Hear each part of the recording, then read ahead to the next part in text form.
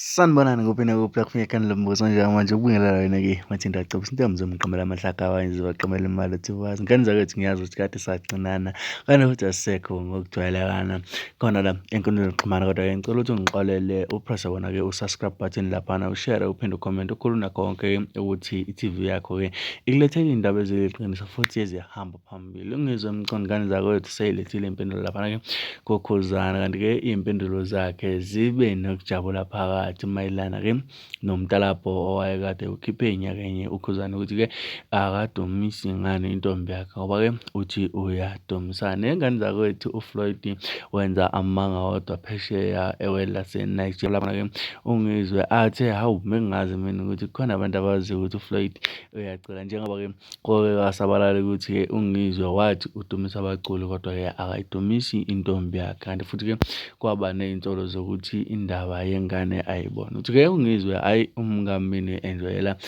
ukuba phesheya nokuthi-ke udrophile iy'ngoma zakhe. Ngane zakwethu ngaphandle kokusho isikhathi sakhe yazi ukuthi-ke hleli sigodle ofakazi nangu Ngizwe. Iyona hawu khona abantu abazi ukuthi uFloyd ukhiphile uFloyd in international stage. She's in overseas enjoying the platform. She opened for Wizkid yesterday and today and tomorrow. Okay, bye bye.